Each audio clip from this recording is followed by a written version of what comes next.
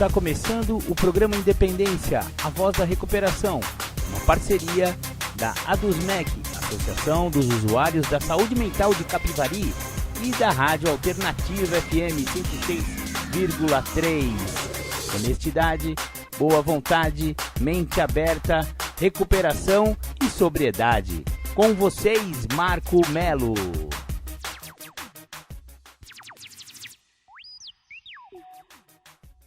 O programa Independência, a voz da recuperação já está no ar. Aquele programa que a gente fala de drogadicção, falamos de dependência química, que é a mesma coisa, falamos de alcoolismo, enfim, né? Maravilha. O primeiro passo fala que admitimos nossa impotência perante o álcool e que tínhamos perdido o domínio de nossas vidas. O que significa isso? Significa que o cara não dá conta mais de beber. A verdade é essa, o cara que se entrega, se rende, é a única guerra que se ganha se rendendo, é a guerra contra o álcool. Acreditem nisso. Foi o que aconteceu comigo, eu sou um alcoólico e estou em recuperação, há 8 anos que eu não bebo. Mas o que eu tive que fazer um dia? Eu tive que levantar a bandeira branca e me render. Eu não dou conta mais de álcool. Então esse é o primeiro passo. E eu tive que admitir que minha vida não tinha mais controle, né? Essa é a parte mais difícil do primeiro passo, né? Legal, recebi uma pergunta aqui do Jorge. O Jorge pergunta assim, ó: em que momento o consumidor habitual de bebidas alcoólicas pode ser considerado dependente do álcool? Eu já pesquisei aqui, a resposta a essa pergunta está no livro O que é Dependência Química, da psicóloga Maria Heloísa Bernardo. Ela me responde a maioria das questões a respeito, por isso que quando eu falo que eu vou pesquisar, eu venho aqui no livrinho e a maioria das questões que levantam a respeito, porque esse livro é um verdadeiro compêndio sobre dependência química e alcoolismo também é dependência química, diga-se de passagem.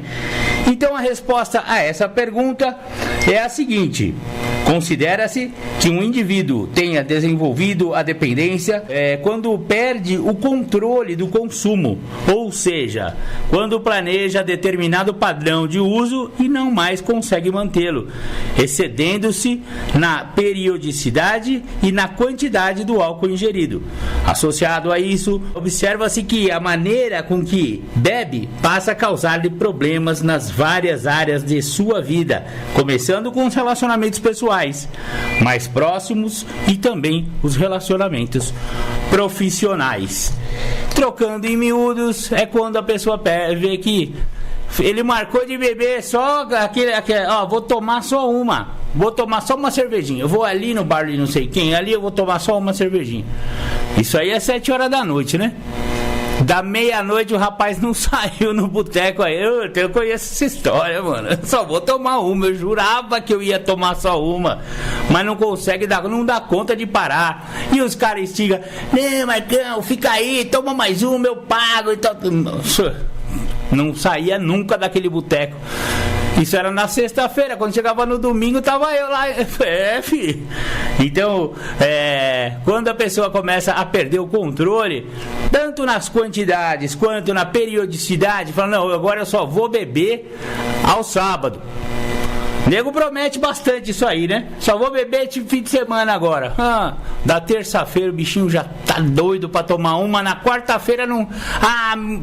Dá um pé na bunda, né?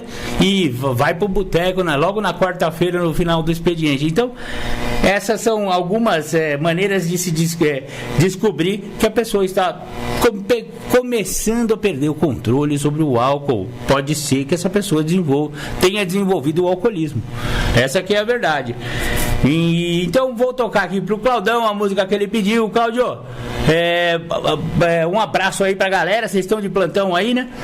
Beleza, o pessoal do SAI lá fica sempre ouvindo o programa Independência lá, os meus puxões de orelha aí nos pingaiada. Tamo junto. Metrô, linha 743, Raul Seixas.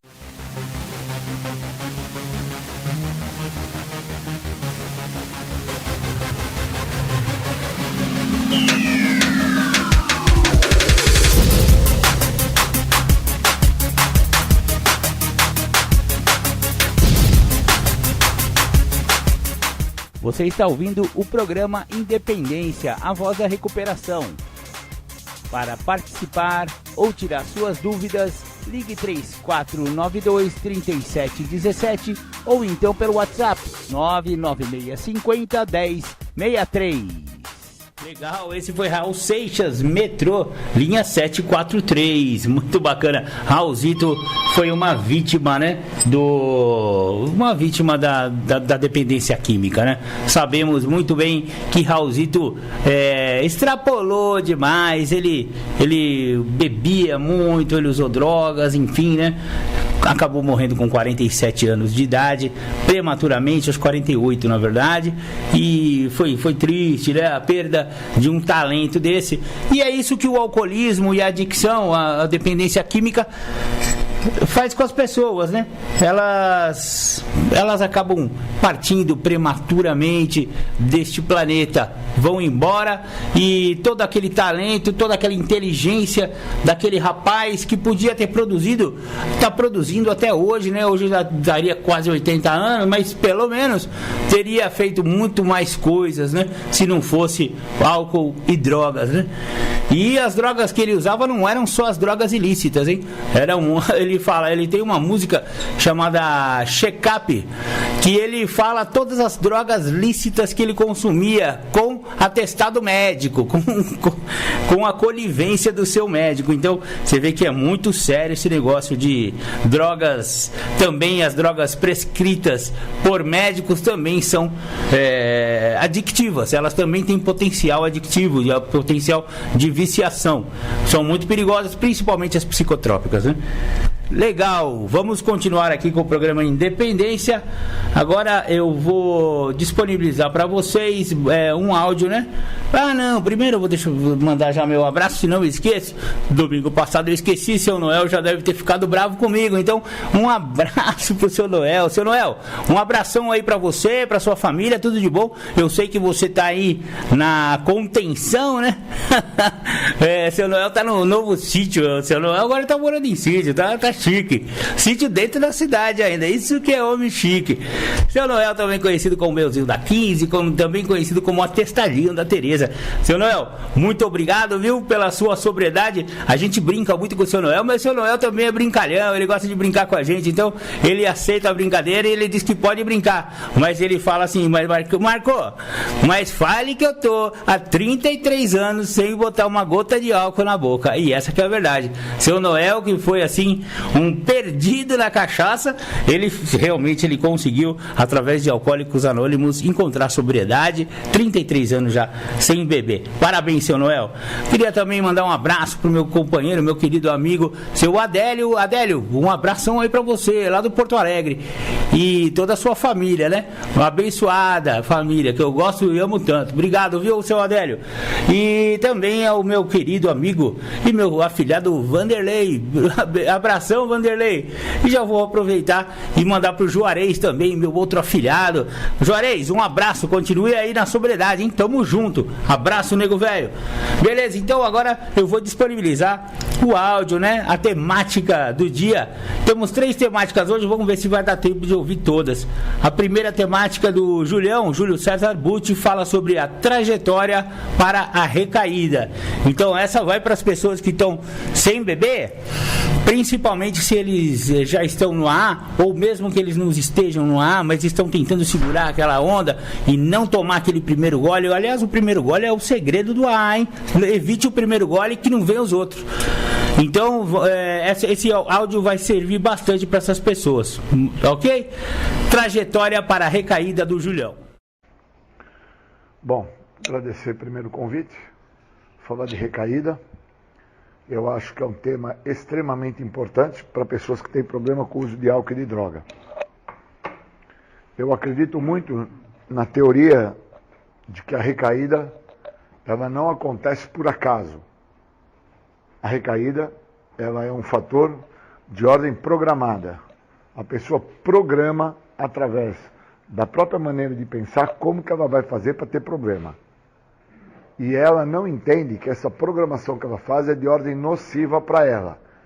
E eu, quando me refiro à ideia de programar a recaída, eu estou tentando trazer a ideia que a pessoa, eu vou falar de mim, no meu caso, eu crio dentro de um devaneio de um estado de loucura, um pensamento que eu gostaria que se realizasse, mas na realidade não vai realizar. Porque para realizar este algo que eu tanto almejo, vai necessitar de movimento. Eu vou ser cobrado pelo que o programa me oferece. O programa só me oferece o dia do hoje, então eu sou cobrado no dia do hoje. Então, se eu não fizer movimento contra a minha maneira de pensar no dia do hoje, obviamente eu vou ter problemas maiores. Os meus problemas maiores não vão ser futuro. E também não vão ser passado. Meus problemas maiores vão ser no momento presente que eu estou. E o momento presente que eu tenho é hoje.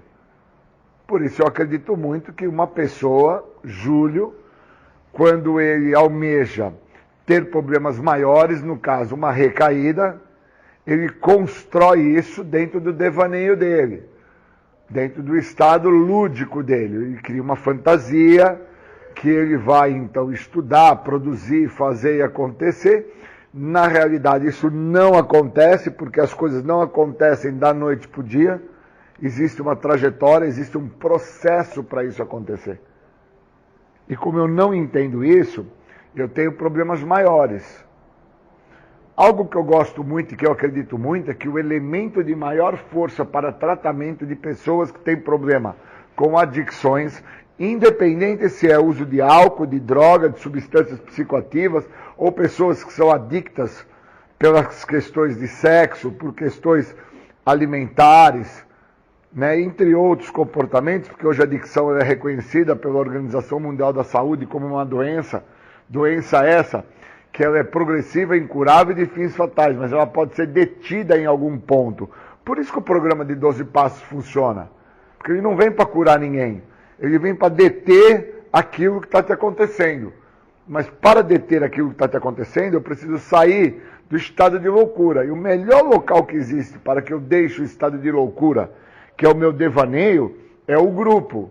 Então, quando eu permito com que o grupo, que é o elemento de maior força, trabalhe na minha personalidade, eu detenho o meu total egocentrismo, que é uma das partes da minha doença.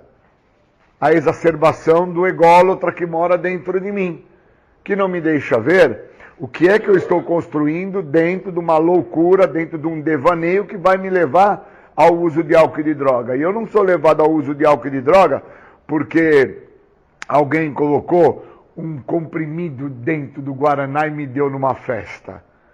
Eu sou levado ao uso do álcool e da droga, pois eu sou portador de uma doença que trabalha dentro de 3 esferas, nas minhas questões psíquicas, em questões físicas e em questões sociais. Então, quando eu estou numa festa, não é o outro que vai pôr o comprimido dentro do meu Guaraná e eu vou tomar e vou ficar chapadinho, como minha mãe sempre falou para mim. Existem questões psíquicas que me trazem ao Júlio a ideia de como que o outro está se sentindo. E isso que eu sinto em relação a querer saber como que o outro está se sentindo, nada mais é do que uma necessidade que eu tenho em imaginar-me como que o outro fica quando ele está fazendo o uso da substância ou de qualquer outro alterador de humor. Por isso que a minha doença trabalha no tríade. E dentro dessa visão do tríade, a parte psíquica ela vai coordenar todo o restante. Por causa que eu também tenho que entender que a parte espiritual da minha doença, que é o meu total egocentrismo, é a maneira como eu me relaciono comigo, com Deus e com os outros. Se eu não dou atenção a isso, eu não entro em recuperação. E eu preciso entrar em recuperação. Eu preciso entender o que está me acontecendo. Porque de uma forma social, eu sou vítima dos meus próprios desejos. Então, o meu desejo é: vou estudar, vou me profissionalizar, vou constituir uma família, vou andar de mão dada com a minha filha, vou comprar um carro, vou ser jogador de futebol, vou ser árbitro de futebol, vou ter um emprego aonde neste emprego eu vou ser reconhecido como um diretor. E eu preciso entender que muito disso é meu devaneio. Muito disso é meu estado de loucura. Porque eu já não vou mais ser aquele vô que eu acho que eu quero ser. Eu já não vou ser mais aquele pai que eu almejo, que eu acho, que acredito que eu deveria ser. porque lá atrás eu não fui e agora que eu estou limpo aqui na frente eu vou ser.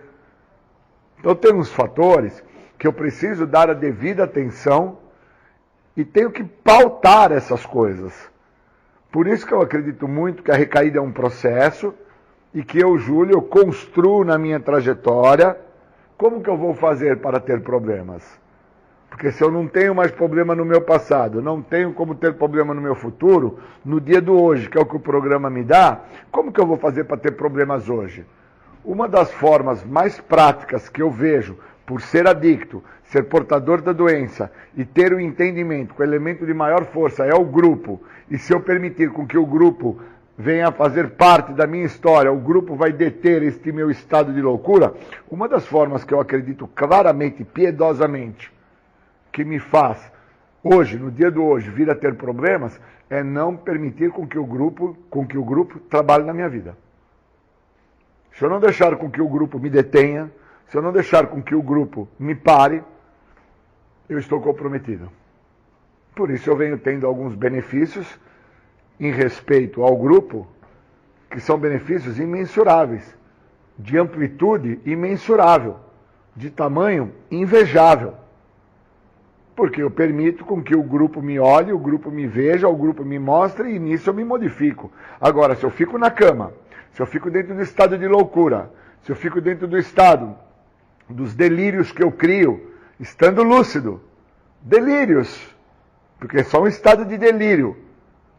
Não tem outro nome para dar para uma pessoa que não foi pai, não foi avô, não foi tio, não foi irmão, não foi filho, e agora que parou de usar droga, ele quer ser pai, irmão, tio, avô, filho, profissional, estudante, técnico, professor. Porque não tem droga? Eu preciso entender que a doença da adicção, ela veio muito antes na minha vida do que o uso de droga. Tanto ela veio antes na minha vida que quando eu era pequeno, o meu pai me levava no parquinho, eu já tinha 8 anos de idade, eu ainda não tinha feito uso de nenhuma substância, porque eu vim fazer o uso da minha primeira substância, eu tinha 11 anos de idade. Com 8 anos de idade, meu pai me levava num parquinho e ele me girava no parquinho. Ou ele me colocava na roda gigantezinha que tinha, ou ele me pegava pelos braços e ficava me virando. E quando meu pai me largava, eu olhava para o meu pai, estava tudo rodando, a minha mente estava girando, estava tudo confuso. E eu falava para o meu pai assim, eu quero mais, me dá mais. Não é que eu queria mais roda gigante, não é que eu queria mais brincar no escorregador. Eu queria sentir aquela sensação que eu estava sentindo, que ele tinha girado, e eu tinha ficado tonto. Então eu era um jovenzinho de 8 anos de idade, indefeso, inocente, mas eu já tinha 2 vertentes da doença ali e ninguém sabia, que era a compulsão e a obsessão. Eu só vim entender isso quando eu permiti com que o grupo, que é o elemento de maior força, através de uma partilha de um companheiro dentro do grupo, ele me mostrou que ele era igualzinho a mim, na mesma idade que eu tinha, e o pai dele fazia as mesmas coisas que meu pai fazia. Foi ali que eu entendi o que é o devaneio. Foi ali que eu compreendi.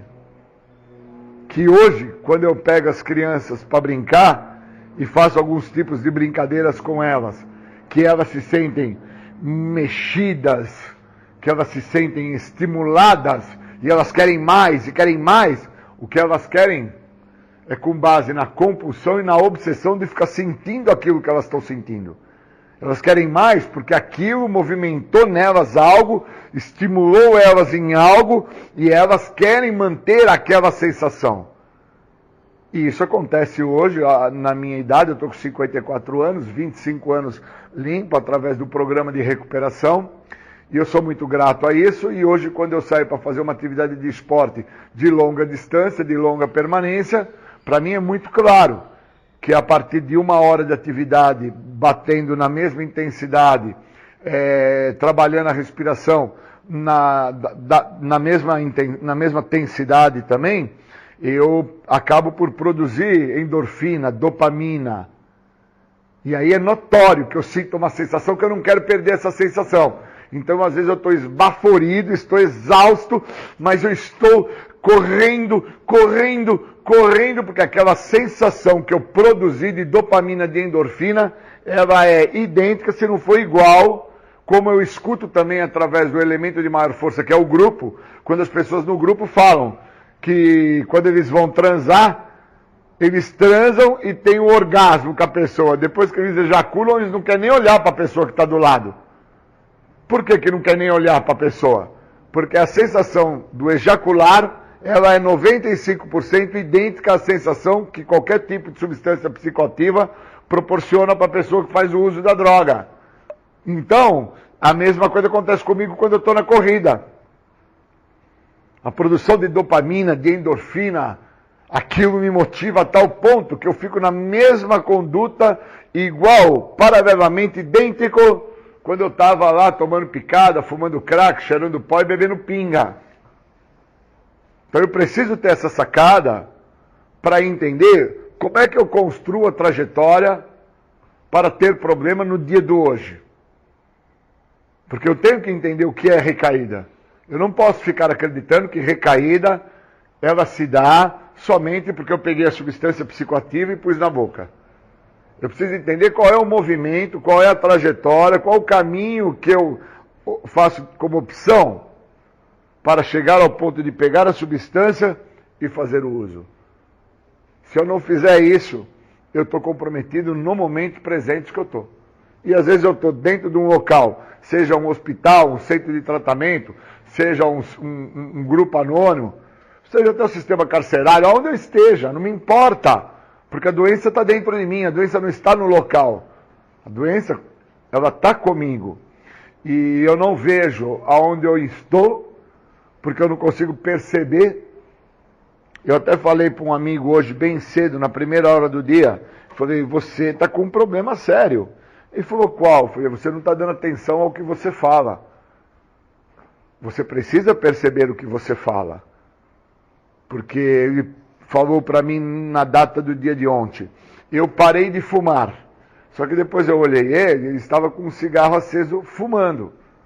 Então quando ele falou, eu parei de fumar, e ele estava com um cigarro na mão aceso, ele está recaído? Não. Ele está fazendo uso do cigarro. Mas Júlio, se ele estava fumando, ele recaiu no cigarro? Não. Ele nem entendeu a trajetória do que o levou a fumar. Então não dá para falar que ele está recaído. Qual foi a trajetória que fez ele acender? O que mexeu nele para que ele acendesse o bastãozinho de cigarro? Então, primeiro ele tem que perceber por que ele fala e não presta atenção no que ele está falando. Qual que é a trajetória que o faz falar e não o deixa prestar atenção no que ele está falando? Porque na nossa literatura diz, falamos e ouvimos os outros. Eles nos mostram o que está funcionando para eles.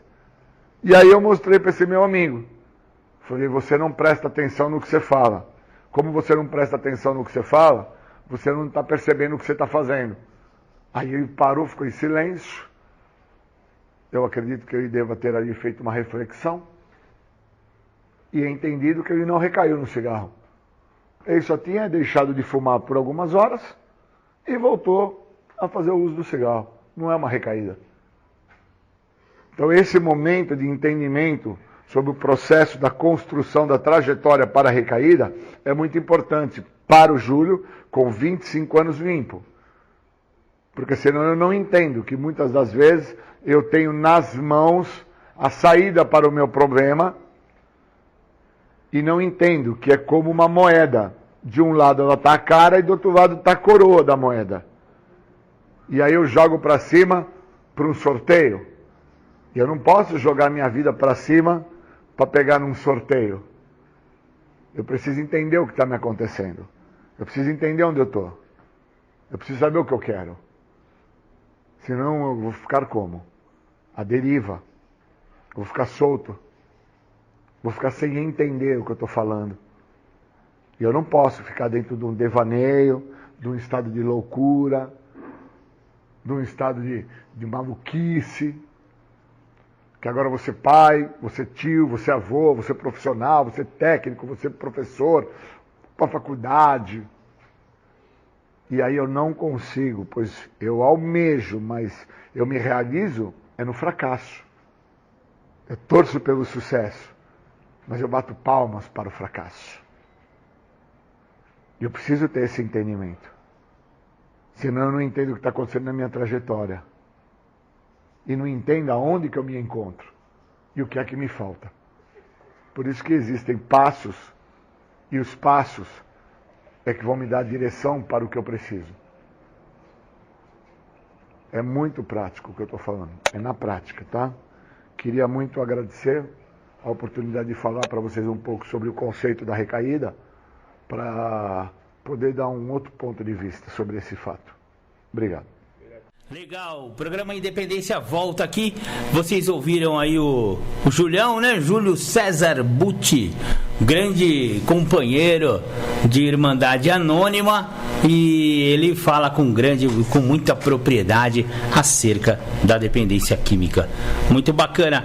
Hoje, 31 de maio, Jorge Pocinholi foi quem me lembrou. Hoje é o Dia Internacional Dia Internacional Sem Tabaco. Domingo 31 tá aqui, ó. Hoje é o Dia Internacional Sem Tabaco. O Dia Mundial Sem Tabaco, 31 de maio, foi criado em 1987 pela Organização Mundial da Saúde para alertar sobre as doenças e mortes evitáveis relacionadas ao tabagismo.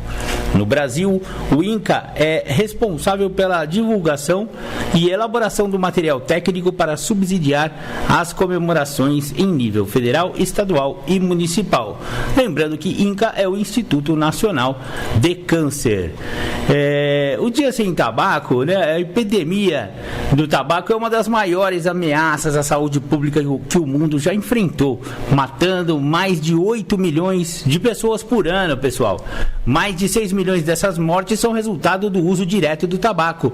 Só que cerca de 1 milhão de pessoas é resultado de não fumantes expostos ao fumo passivo. A pessoa que está do seu lado, você que é fumante, é a sua mãe que não fuma e acaba morrendo por causa de cigarro. É verdade isso aí. O prejuízo econômico em torno do tabaco gira nos números absurdos e astronômicos. 1,4 trilhões de dólares que é o prejuízo que o tabaco dá anualmente no mundo. É um absurdo a quantidade de dinheiro que é gasto com o tabaco. Isso não é só a compra do tabaco, mas também todos os problemas de saúde e como eles acarretam, né? E ele onera, né, o sistema mundial de saúde. O uso de produtos de tabaco que contém nicotina aumenta o risco de câncer, doenças cardiovasculares e pulmonares. Além disso, fumantes podem ter já alguma doença pulmonar ou capacidade pulmonar reduzida, tornando-os mais vulneráveis à Covid-19. Aí, ó, saiu uma fake news aí, que eu até vi no Facebook, de que o tabagista, né, o cara que fuma, tinha menos chance de pegar Covid. Ai, que besteira. É mais uma fake news que a galera vai espalhando aí sem se informar a respeito. Aliás, nossa, eu não vou nem entrar na minha repulsa que eu tenho por notícias falsas. Só que todo mundo é responsável. Ah, não fui eu que fiz, eu só compartilhei. Mano, pelo amor de Deus, pega a notícia, escreve um pedacinho da notícia lá no Google, e junto da palavra fake ou da palavra boato, e antes de você espalhar uma notícia, pelo amor de Deus, verifica a origem dessa notícia, vê se ela é verdadeira ou não, porque vai lá e vai simplesmente compartilhando. Isso é de uma grande falta de respeito e leviandade. Às vezes você pode estar espalhando uma notícia que vai prejudicar as pessoas, que é o caso do tabaco lá, que falava que pega menos, aí os caras vai se aplicar mais ainda no Marborão, né? Pelo amor de Deus. E uma coisa importante, os dispositivos eletrônicos para fumar, aquele cigarrinho eletrônico que falavam que não fazia mal, é outra fake news, viu? Os cigarros eletrônicos ou aqueles vaporizadores que vaporizam com nicotina aquecida aumentam a exposição das pessoas à nicotina e a várias substâncias tóxicas. Diferente do que se propaga a indústria do tabaco, esses produtos geram malefícios à saúde e pode gerar dependência química. Toma cuidado com esse cigarrinho eletrônico. E não vem também com, eu tô curtindo uma narguilé. Narguilé é um veneno, rapaz. Fica você, um monte de macho lá, naqueles botecos de narguilé, chupando aquele negócio. Pelo amor de Deus, velho. Vai fazer um esporte, vai caçar vai pegar uma vassoura, vai carpir um terreno, rapaz. Sai dessa aí que tabaco não tá com nada e hoje é o Dia Mundial do Tabaco. E Marcão, quem é você pra falar? Você fumei mesmo. Fumei 27 anos da minha vida e olha que desperdício de vida que eu tive. Até agora eu tô meio... meu pulmão não aguenta muito, sabia? Fumei demais. E hoje eu sou uma pessoa que sou totalmente contra o tabaco. Mas também não vou ficar sendo aquele ex-tabagista chato, que também ninguém merece, né? Ninguém merece aquele ex-tabagista que fica falando uma par na zureba, né? Então, beleza, quer fumar, fuma, mas fique sabendo de qual é o seu malefício, né? Se a gente vai se matar, a gente tem que saber como e por que a gente está se matando. Maravilha, agora vamos um pouquinho de música. Eu vou tocar mais uma do The Flanders. Você está ouvindo o programa Independência, a voz da recuperação. Para participar ou tirar suas dúvidas, ligue 3492-3717 ou então pelo WhatsApp 99650-1063. Muito bacana essa gravação ao vivo do The Flanders. Deus é Deus e vice-versa. Legal. Agora eu vou homenagear o meu saudoso querido Sérgio Murilo, que partiu desta para melhor, eu não sei, né? Mas partiu dessa vida e deixa grande saudade em primeiro lugar, deixa muitos aprendizados a todos que conviveram com ele. Ele é um adicto e um alcoólico em recuperação que ficou mais de 40 anos sóbrio. Ele é o que nas Irmandades ele é conhecido como dinossauro da recuperação, né? Ele estava lá no período Jurássico, de quando o NA chegou no Brasil. Na verdade nem era NA na época, chamava TA, né? Toxicômanos Anônimos. E ele participou de todas as fases de NA e de AA, enfim, né? O cara é um cara sensacional. E eu vou passar para vocês aí um vídeo que ele fala sobre a negação de si mesmo. É o vídeo mais visto no canal dele. Ele tem um canal no YouTube, infelizmente agora encerrou, né? Ou não sei se a família dele vai dar continuidade com esse canal.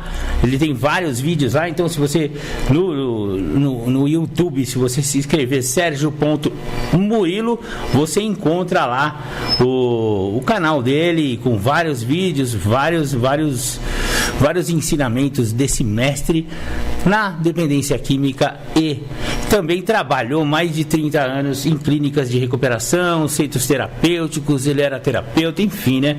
Historiador, filósofo. O cara não era fraco, não. Então eu vou disponibilizar aí para vocês o Sérgio Murilo, a negação de si mesmo.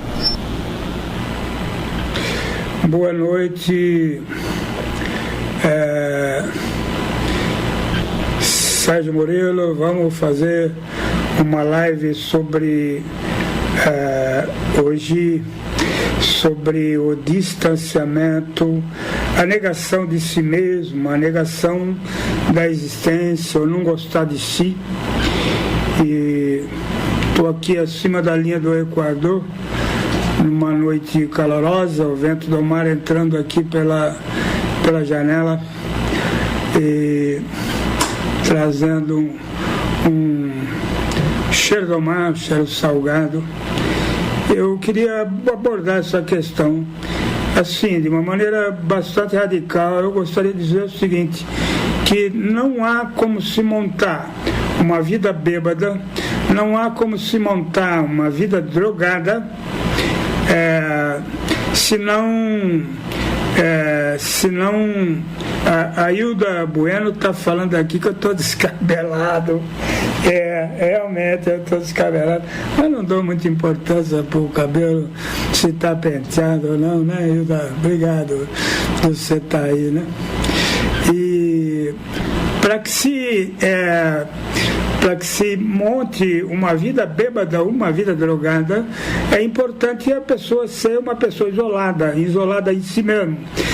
No sentido de não participar, ela até participa, ela tem uma existência, mas é uma existência negada, secreta, montando quer dizer, se apresentando para o coletivo que ela vive de uma maneira bem personagem.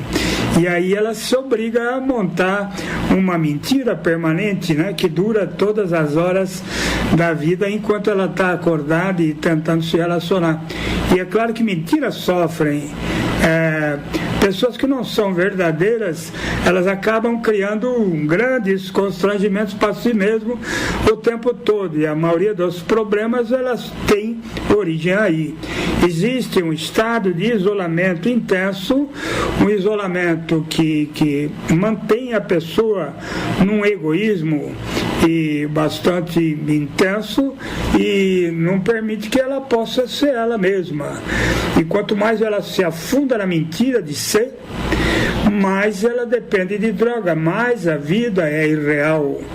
E vamos dizer que uma pessoa que não é real, não é verdadeira, ela vai se angustiando progressivamente e transformando a sua vida num estado de miséria. Uma pessoa que vive isolada, ela naturalmente é egoísta. Ela só vê a si própria. E uma pessoa isolada, que só tem visão de si própria na sua existência, ela é uma pessoa que não tem noção de mundo, é que ela não cria a possibilidade de aprender o mundo que a cerca. Aí ela vive dentro de um estado longe, um estado de distância de tudo que vive ao seu redor, e consequentemente ela não consegue aprender. Da onde é que vem o aprendizado? Nas relações. Quando você permite que o outro fale, você vai aprender a partir da experiência dele e da vida dele. Todas as experiências de todas as pessoas são fundamentais para poder montar a sabedoria de cada um de nós. Então, na medida em que eu sou todo, quanto mais eu sou todo, mais distante do estado de doença eu vou me encontrar.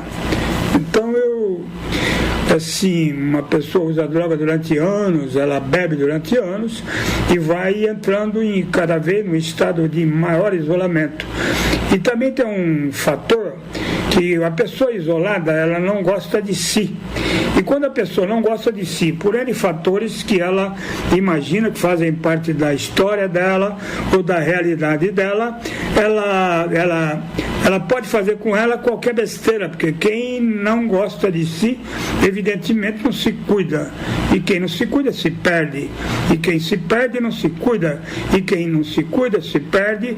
E nessa roda progressiva, ela vai se destruindo diariamente. Então, o isolamento é o fator fundamental para que a pessoa se afunde em si mesma, como se fosse alguém sem cabeça, com a cabeça enfiada dentro do seu corpo, do próprio corpo, e que identifica única e exclusivamente, na medida em que sofre, o seu sofrimento e a sua dor, e quanto mais ela olha para o seu sofrimento e a sua dor, mais dificuldade ela tem para se livrar dela, porque quando mais você olha para uma coisa, uma hora ela fica. O seu sofrimento, na medida em que ele é olhado com intensidade, ele se transforma numa autoridade sobre a sua vida, sobre o seu dia a dia. Então, muito bem. Quando essa pessoa ela tenta transformar a sua vida numa vida limpa, sem drogas e álcool, empurrada pelo desespero, quando ela percebe finalmente, em algum momento da sua caminhada em direção ao nada, quando ela percebe que ela não tem mais recurso para poder se socorrer, ela se rende. Normalmente a rendição aparece na medida em que a pessoa se desespera e vê que nela não existem forças que possam salvá-la de si própria. E aí ela, na marra, ela se abre para o outro. A chegada do outro, ela é fundamental. Então, assim, no estado primário ainda existe um estado de carência muito grande. Carência de mundo. Eu preciso de mundo. Eu preciso de gente. Eu preciso olhar para as pessoas que me cercam e tentar, humildemente, ou tentar, de uma maneira pequena, ainda incipiente, conhecê-las, saber quem são, tocá-las, quem é você. E quando falo de tocá-las, eu coloco a importância do abraço, de ser abraçado. Tem pessoas que quando são abraçadas a primeira vez ou a segunda vez, elas ficam como um poste dentro do abraço, endurecidas, cristalizadas, e isso fisicamente elas também mostram a incapacidade de permitir a aproximação de quem quer que seja. A quebra do isolamento, inicialmente ela se dá pela permissão que cada um dá para que o outro consiga se aproximar e abraçá-lo. Quando uma pessoa é abraçada, o sentimento é bastante emocionante, porque ele percebe que pela primeira vez ele foi abraçado, pela primeira vez ele se deixou abraçar. E aí ele se comporta como um bicho do mato, assustado, e depois ele gosta. É que nem um animal. Você faz um cafuné na cabeça do bicho e ele se aproxima de você, ele encosta a cabeça na tua perna e ele se torna amistoso. E quem não gosta de abraço? Até bicho. Então, primariamente, esse abraço, ele vai fazer com que cada um se sinta parte. Porque uma pessoa isolada, lá atrás, na doença, ela não se sente parte absolutamente de nada. Por isso que a relação dela com o mundo que a cerca é uma relação agressiva, distante, fugida, secreta, tímida, medrosa ou agressiva mesmo, para que ninguém se aproxime. Ele usa ou ela usa estratégias para não permitir que ninguém chegue muito perto, porque de repente, se chegar perto e abraçar, ela pode desabar, chorar, se emocionar e pode até gostar de ser abraçado. Quem não gosta? Então isso é um estado primário. Permitir que os outros se aproximem, olhar para as pessoas nos olhos, tirar os olhos debaixo da pala do boné e encarar as pessoas no olho, sem medo, sem vergonha, sem culpa. E isso vai começar a dar o sentimento de pertença. É o sentimento, muitas vezes, pela primeira vez, de que parte do mundo, um cantinho do mundo, num cantinho qualquer do mundo, existem pessoas que podem gostar de mim. Num cantinho do mundo, as pessoas que estão lá podem me olhar com carinho, falar comigo com carinho, me oferecer um café e um abraço, e esse pode se transformar no primeiro elo de participação. Eu tinha um grande amigo, chamava Armando Tofanello, amigo de muita gente, uma das pessoas mais amorosas que eu conheci na minha existência, de uma energia fantástica, que se foi agora no final do ano passado e foi para Disney, uma grande reunião que tem aí por lá de lá. E esse cara, ele acreditava de uma maneira forte que tudo tinha que ser sociabilizado, que a grande ferramenta para poder atrair era a simpatia, era o abraço, era chegar perto e fazer com que a pessoa perdesse o medo, o receio, e afinal de contas ela percebesse que existe gente no mundo que não quer te fazer mal. Existe gente num canto do mundo que quer amar você, e se você permitir, elas vão fazer isso. Então ele defendia, assim, com unhas e dentes, de que a recuperação de um adicto, de um usuário, um dependente de álcool e outras drogas, poderia ser resgatado inicialmente pela capacidade de amar que aqueles que já foram resgatados têm consigo mesmo. Então esse fator é fundamental. E é claro que se esse fator de permissão que o outro se aproxime, esse fator ele aliado a um esforço dentro de um bom programa de transformação de si mesmo, um bom programa que trabalhe uma reforma íntima, não no sentido moral de buscar não pecar e etc., mas trabalhe o autoentendimento, ajude a que aquela pessoa possa iniciar um processo de compreensão de quem é ela na sua mais profunda essência, de quais os males que habitam a sua alma e que a transforma numa pessoa tão difícil de existir, que somente a embriaguez, o torpor, o uso de drogas pode dar algum tipo de felicidade, apesar da miséria que é produzida para essas pessoas dependentes, apesar do efeito colateral, apesar dos efeitos colaterais do uso de rebordosa e de ressaca e de outras questões de desajuste social que venham junto com essa prática. Então, essa permissão, quer dizer, uma pessoa recém-chegada a uma vida nova, uma vida pretendida de sobriedade, uma vida pretendida de ajuste, enquanto ela ainda não tem basicamente fundamental que essa pessoa seja olhada, abraçada, ela seja agradada, ela se sinta em casa. Se ela se sentir em casa, ela volta, porque todo mundo gosta da própria casa.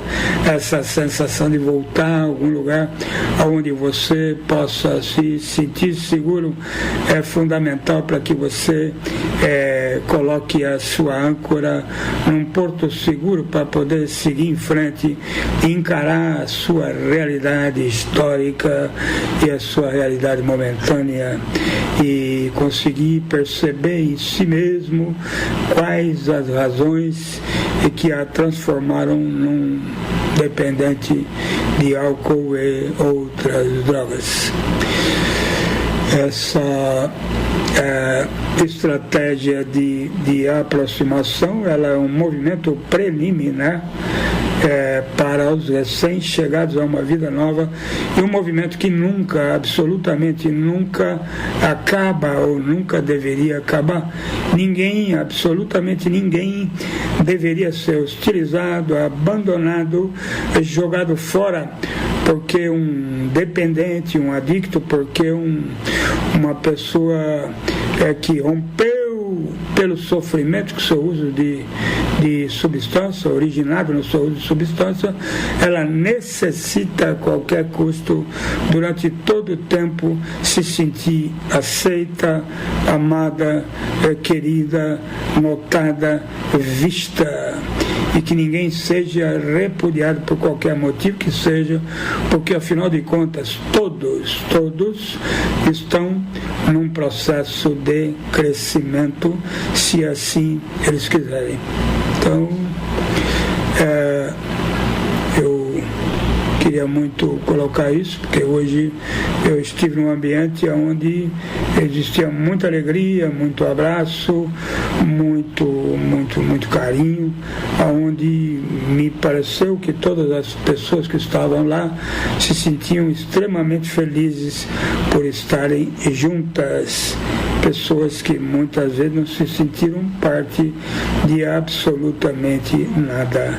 E essas pessoas passam a se sentir parte, e se sentir parte é entender que o outro o ama, o outro lhe quer bem e o outro está ali única, exclusivamente para te ajudar e ser ajudado, numa troca de energia positiva que não acaba nem depois de morto. É isso. Essa é uma tarde de domingo, tem um vento aqui entrando pela janela, uma brisa suave que vem do mar aberto aí fora e que nos toca e que nos pacifica e que tira do nosso coração o grito de gratidão. Obrigado pela vida, pelo entendimento, pelo processo de evolução, de crescimento, pelo processo de busca de novos estados de consciência que possam suprir a minha necessidade de paz. Um bom domingo, um bom descanso a todos e uma ótima semana que está aí se aproximando, né, para iniciar outubro com um novo vigor. Um beijo no coração, fica com Deus.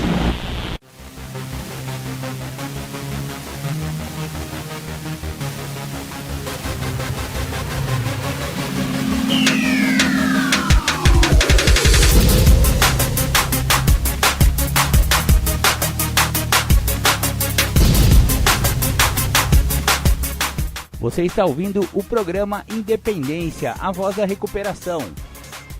Para participar ou tirar suas dúvidas, ligue 3492-3717 ou então pelo WhatsApp 99650-1063. Legal, voltamos aqui dos estúdios da Alternativa. Esse é o programa Independência, a voz da recuperação. Hoje, 31 de maio, é o Dia Mundial Sem Tabaco.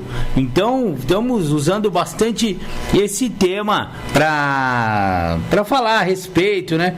O tabaco realmente é um problema muito sério da nossa humanidade nessa fase de desenvolvimento em que nos encontramos.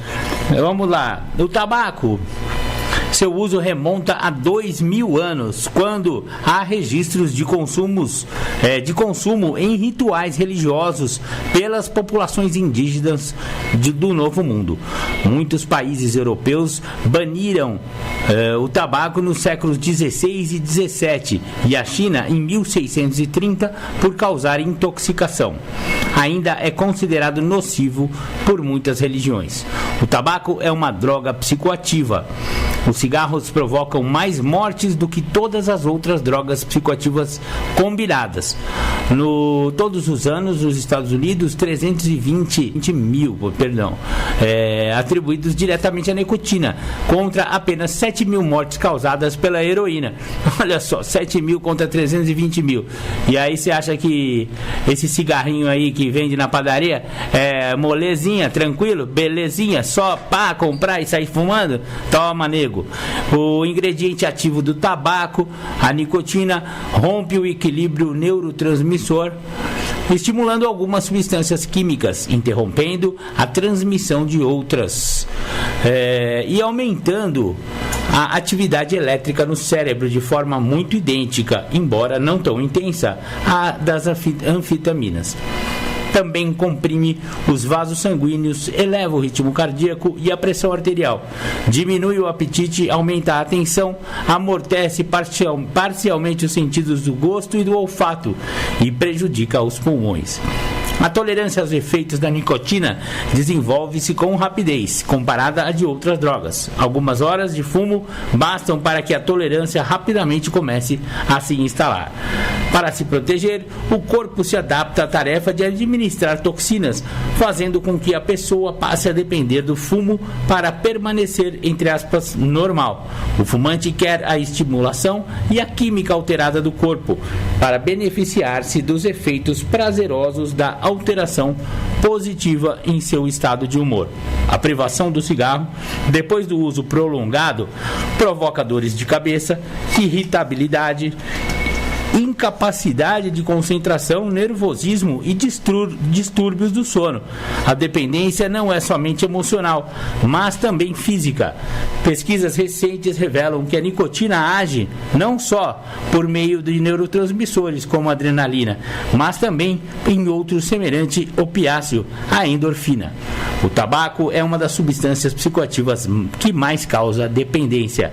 O desejo intenso de nicotina dura a vida inteira, mesmo após sua suspensão. Com relação ao cigarro, a triste realidade nacional não é diferente daquela citada acima, em que nos tornamos alvo da voracidade das multinacionais produtoras de tabaco. E aí eu recebi a Maria Lúcia, uma ouvinte aqui, mandou um zap aqui no 996501063 e falando sobre tabaco, né? Ela perguntou assim, então se a maconha faz menos mal que o álcool ou o tabaco? Se isso é verdade, né? E aí aqui a psicóloga especialista em dependência química responde essa pergunta dessa forma. O conhecimento atual dentro do campo da dependência química indica que as substâncias psicoativas produzem consequências danosas para os seus usuários. Naturalmente, que o grau de prejuízo varia de acordo com o padrão de uso, quantidade de ingestão e a periodicidade e vulnerabilidade pessoal. Os indivíduos que se apresentam mais vulneráveis ou com predisposições maiores para desenvolver a dependência devem abster-se de toda e qualquer substância alteradora do seu estado de humor, pois o organismo predisposto em contato com o químico desencadeará a dependência. Portanto, toda e qualquer substância psicoativa pode levar à evolução da síndrome da dependência química, independente da substância utilizada. Ela foi bem técnica, né? Traduzindo para o português mais coloquial, a treta é a seguinte: a maconha faz tanto mal quanto o álcool e tanto mal quanto o tabaco para quem tem predisposição de desenvolver a dependência química. Então, um cara que é adicto ou um cara que é alcoólatra, se ele substituir a outra substância dele por maconha, ele vai perder do mesmo jeito. Ele vai ficar dependente psicologicamente e fisicamente da maconha, do mesmo jeito que ele era das outras. Ou seja, quando o cara perdeu, fia, não tem jeito. Maria, muito obrigado pela sua pergunta. E você que tiver alguma dúvida a respeito de álcool e droga, é só mandar aqui pro programa Independência que a gente vai tentar te responder. Legal, muito obrigado. Agora vamos ouvir Menina Tatuada, Salomão do Reggae. Legal, voltamos aqui nos estúdios. Esse é o programa Independência, a voz da recuperação. Temos mais um tempinho aí de programa Independência. Hoje estamos falando principalmente de uma droga que mata mais do que qualquer outra droga, inclusive mais do que o álcool. Finalmente encontramos uma droga que mata mais do que o álcool, e essa droga se chama tabaco. Hoje, 31 de maio, é o Dia Mundial Sem Tabaco. Campanhas pelo mundo afora contra essa droga que é realmente muito perigosa, apesar dela não trazer grandes efeitos psicotrópicos, você não fica tão chapadão assim, apesar de que se o cara tá um tempo sem fumar, ele dá umas baforadas num cigarro, ele vai ficar meio tontão, né? Eu lembro que eu ficava quando eu fumava, então só que ela não é que nem outras drogas que dá uma brisa e tal, né? Ou seja, o tabaco é uma droga de trouxa, porque ela nem brisa dá. Acontece que o tabaco, ele tem sido combatido e os níveis, né, os índices de tabagismo nos países desenvolvidos, Europa e Estados Unidos, têm caído a cada ano mais de 9%. Hoje ele está sendo muito combatido nos países desenvolvidos. O que a indústria tabagista fez? Olhou para quem? Para nós, né? Olhou para os tupiniquim, olhou para os países em desenvolvimento, os países do terceiro mundo, aquela coisa toda. Vamos penetrar naquele país lá que só tem trouxa mesmo, né? Então é esse que esses caras da indústria tabagista pensam da gente. Lá só tem trouxa, então vamos lá, o governo é tudo de qualquer jeito, né?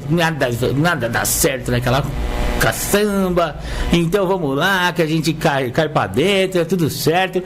E realmente está dando certo, porque o tabaco aqui no Brasil é muito preocupante ainda. Mata mais de metade dos seus usuários. Parece que é brincadeira, mas é verdade. Cada 2 nego que fuma, um vai morrer. Então, meu amigão, se seu amigo não morreu, quem vai morrer é você, viu, tabagista? Muito cuidado com o tabaco. Mata mais de 8 milhões de pessoas por ano no Brasil.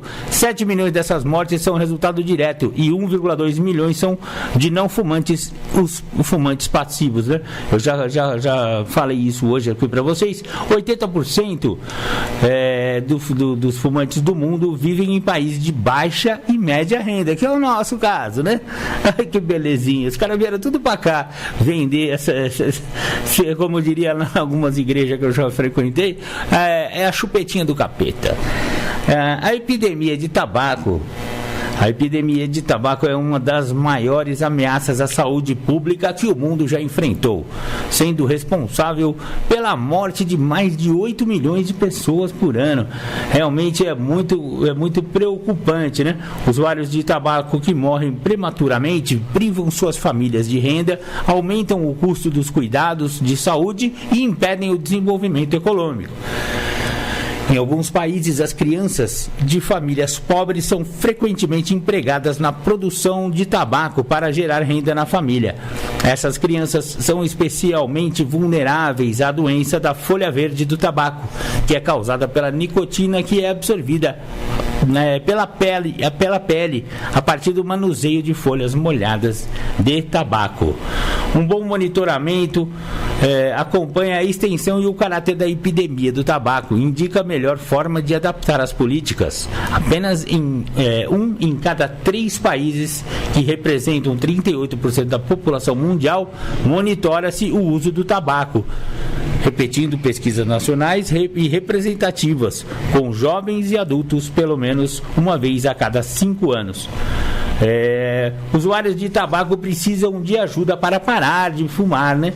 Estudos mostram que poucas pessoas entendem os riscos específicos para a saúde do uso do tabaco.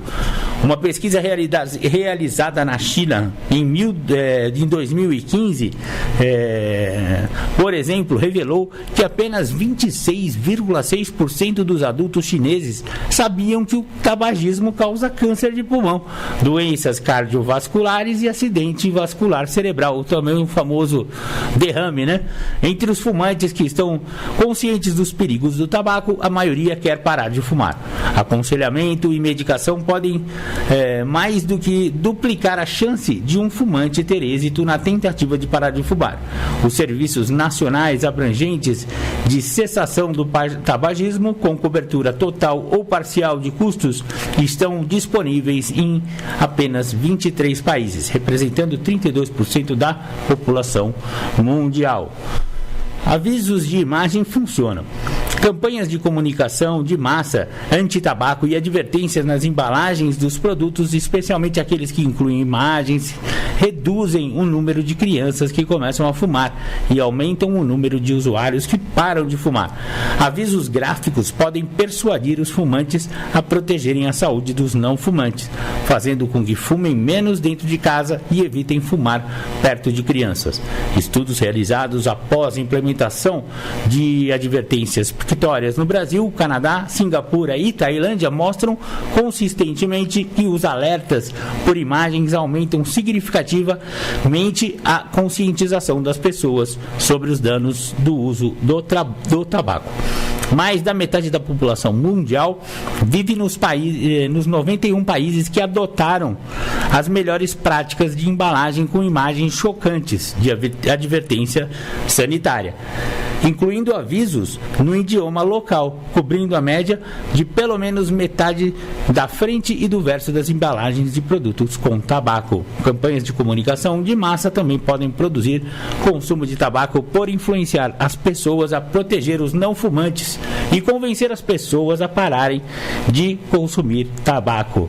Cerca de 1,7 bilhões de pessoas vivem nos 39 países que exibiram pelo menos uma forte campanha anti-tabaco nos últimos 2 anos. Ou seja, aquela imagenzinha de gente com câncer, de gente amputada, de gente de pulmão, sabe aquelas fotografias nervosas que tem no verso do cigarro? Aquilo ali ajudou bastante a diminuir a incidência do tabagismo. Porém, diminuir não é parar. No Brasil ainda existe assim números absurdamente grandes de tabagistas, né, no nosso país, principalmente entre os homens, né? Deixa eu ver quantos por cento? Pesquisa nacional no Brasil, ó. Proporção total de fumantes atuais com 18 anos ou mais, 14,7% da população fumam tabaco hoje em dia. É um número alarmantemente alto, né? É isso aí, vamos hoje então, Dia Mundial Sem Tabaco. Então, se você conseguir ficar um dia sem fumar, hoje seria o dia ideal para começar a ficar sem fumar, amigo e amiga. Esse é o programa Independência, que também fala sobre tabagismo. Legal. Eu vou tocar para vocês mais uma música. Essa vai ser do Teatro Mágico. Eu não sou o Chico, mas não, essa daqui não. Eu vou tocar uma outra para vocês. Deixa eu achar aqui. Baseado em quê? Do Salomão do Reggae. Aquele que eu acabei de tocar. Essa outra também ele fala de maconha.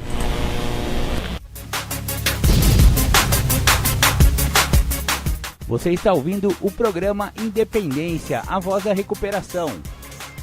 Para participar ou tirar suas dúvidas, ligue 3492-3717 ou então pelo WhatsApp 99650-1063.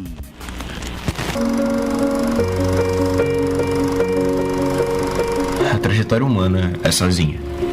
Desde o primeiro dia em que abrimos os olhos até o primeiro instante em que os fechamos por definitivo.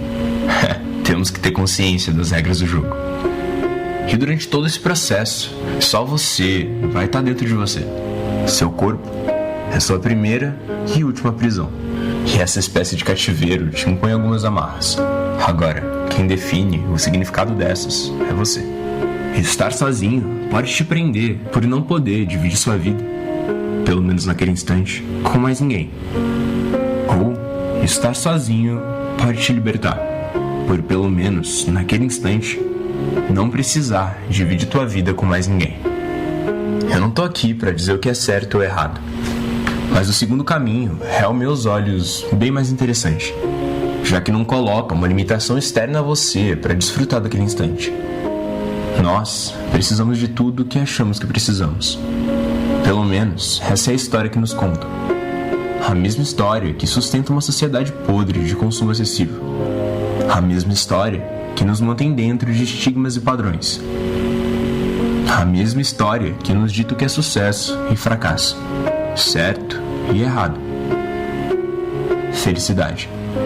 São histórias que não são contadas. E adivinha? Nós acreditamos no que nos foi ensinado a acreditar. Lições de nossos pais, palavras em livros sagrados. Não tiro necessariamente o valor de nada disso, mas também não as vejo como verdades a serem seguidas. Sistemas organizados em manada são mais cômodos, sempre foram, já que nossas decisões já foram tomadas por outras pessoas ao teu redor que seguem por esse mesmo caminho há muito mais tempo que você. E assim, as coisas são como são. Não precisamos pensar sobre isso. Apenas seguir e seguir. E nesse fluxo, por você não ser o único ali, matando boa parte da tua individualidade, fica mais fácil legitimar esse homicídio, mesmo sendo culposo. Toda essa lógica de massa, esse totalitarismo, essa ideia de transformarmos alguns conceitos nessa visão quase religiosa de alienação, tudo isso tira a necessidade do pensamento. da reflexão, tira sua singularidade, te torna um replicador de comportamentos e decisões de outras pessoas. Muitas vezes, pessoas que morreram há centenas de anos atrás. Replicamos coisas e não pensamos sobre isso. Mas pelo menos, assim você não se sente sozinho. Mas qual o preço? Qual o preço? Mas a realidade é que o real pensamento é profundamente solitário. E esse medo que nós temos da solidão nos sujeita a esses moldes, contrariando a real condição humana de estar só, de ser só, de ter a sua vida, de ter a sua visão de mundo, de tomar as suas decisões. E durante esse processo, é claro que podemos compartilhar um com o outro. Essa é uma das coisas que torna todo o caminho ainda mais bonito, como estamos fazendo aqui e agora. Compartilhar com toda certeza, mas nunca limitar sua individualidade a uma condição externa. E na era da conexão, onde tudo se torna cada vez mais próximo de uma coisa só, é mais importante do que nunca exercitar a prática de se desconectar. Por estarmos conectados com todo mundo a todo momento, acabamos nos esquecendo de nos conectarmos com nós mesmos. E tudo deveria começar por aí. Mas muitas vezes acabamos terminando sem nem mesmo começar.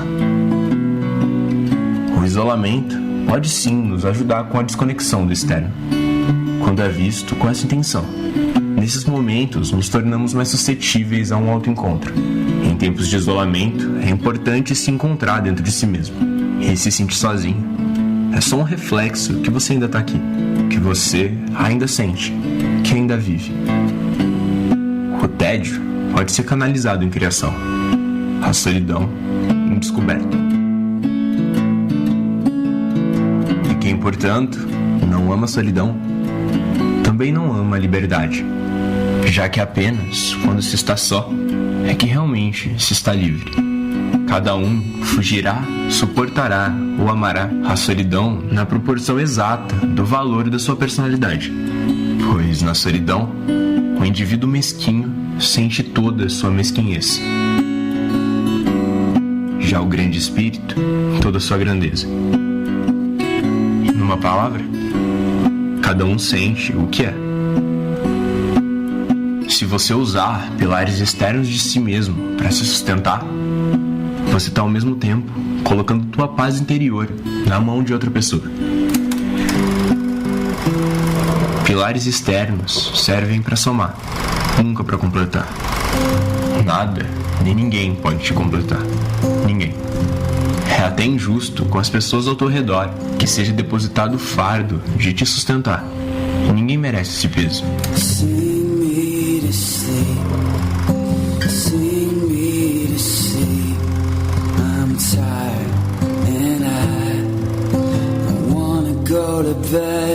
A angústia só existe quando existe escolha. Então, que as tome por você, da melhor maneira possível. Talvez realmente seja o momento de se isolar. Encontre-se na solidão e sinta tudo o que for para sentir. Uma palavra, cada um sente o que é. E nunca é tarde para ser diferente.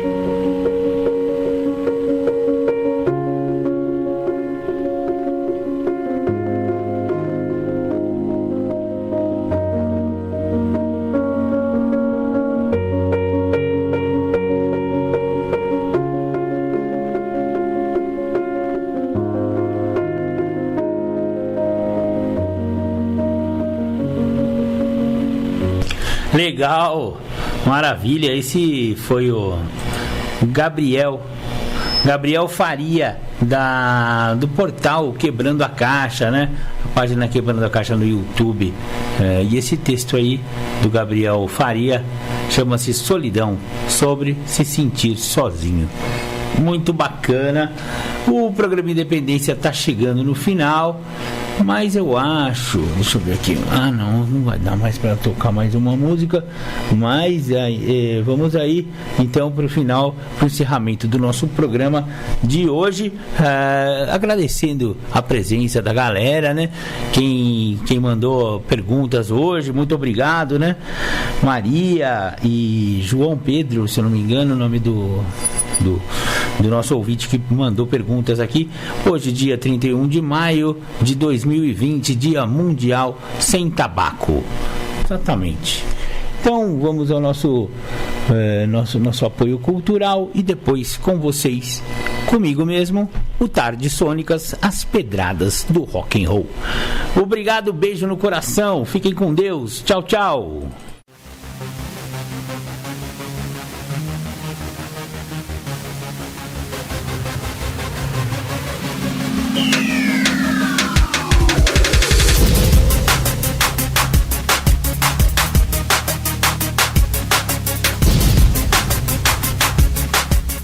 Você ouviu o programa Independência, a voz da recuperação, uma parceria da ADUSMEC, Associação dos Usuários da Saúde Mental de Capivari, e da Rádio Alternativa 106,3. Até domingo que vem, com mais informações a respeito de dependência química e alcoolismo. Obrigado, até mais!